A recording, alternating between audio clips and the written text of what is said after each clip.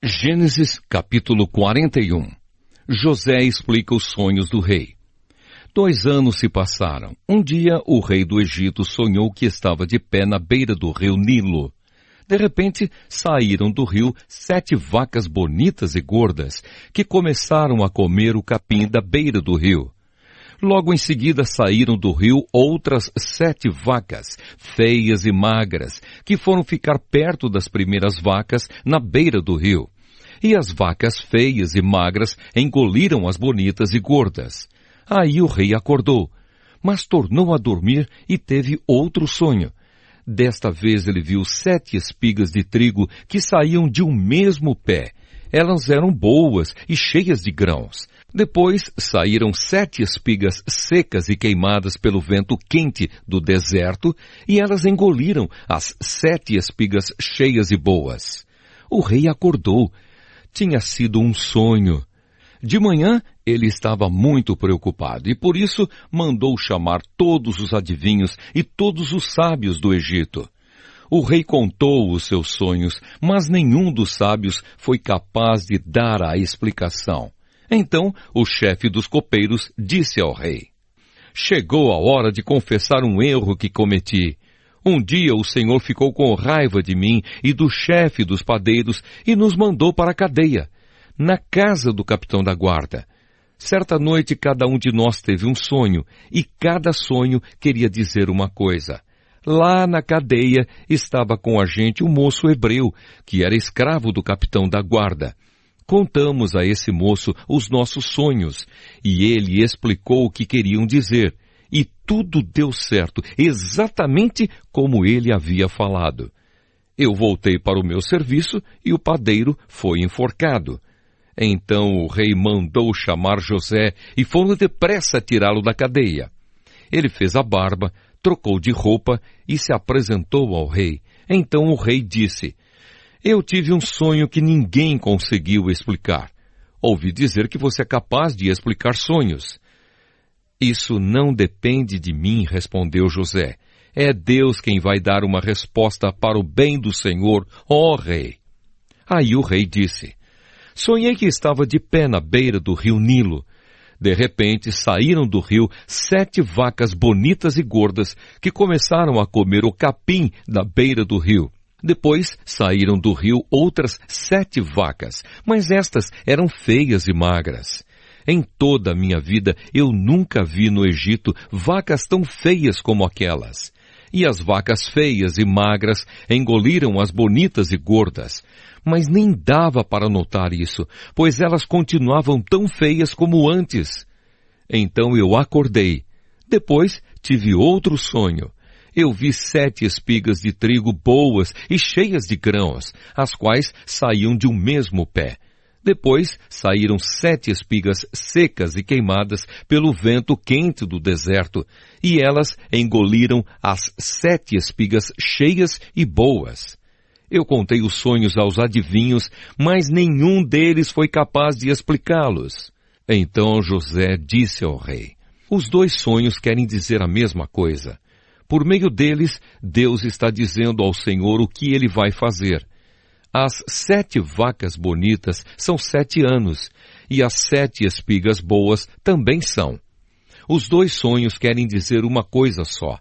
As 7 vacas magras e feias que saíram do rio depois das bonitas, e também as 7 espigas secas e queimadas pelo vento quente do deserto, são 7 anos em que vai faltar comida.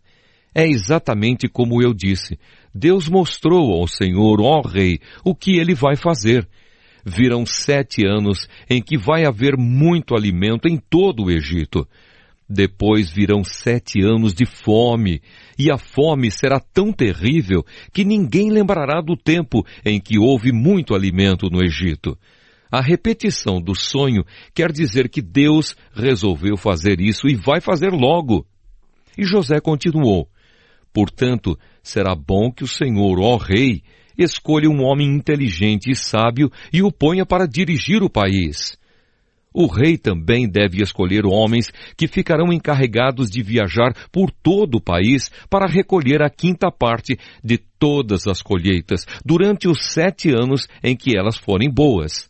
Durante os anos bons que estão chegando, esses homens ajuntarão todo o trigo que puderem e o guardarão em armazéns nas cidades, sendo tudo controlado pelo Senhor. Assim, o mantimento servirá para abastecer o país durante os 7 anos de fome no Egito, e o povo não morrerá de fome. José como governador do Egito. O conselho de José agradou ao rei e aos seus funcionários, e o rei lhes disse: não poderíamos achar ninguém melhor para dirigir o país do que José, um homem em quem está o Espírito de Deus. Depois virou-se para José e disse: Deus lhe mostrou tudo isso, e assim está claro que não há ninguém que tenha mais capacidade e sabedoria do que você.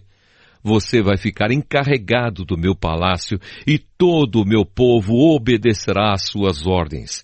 Só eu terei mais autoridade do que você, pois sou o rei.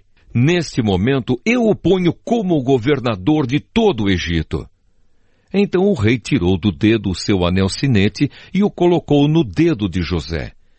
Em seguida mandou que o vestissem com roupas de linho fino e pôs uma corrente de ouro no pescoço dele.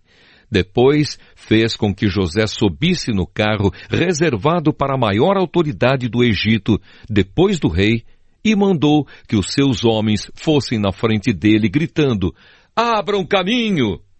Assim José foi posto como governador de todo o Egito. O rei disse a José: eu sou o rei, mas sem a sua licença ninguém poderá fazer nada em toda a terra do Egito. O rei pôs em José o nome de Zafenate-Paneia e lhe deu como esposa Asenate, filha de Potífera, que era sacerdote da cidade de Heliópolis.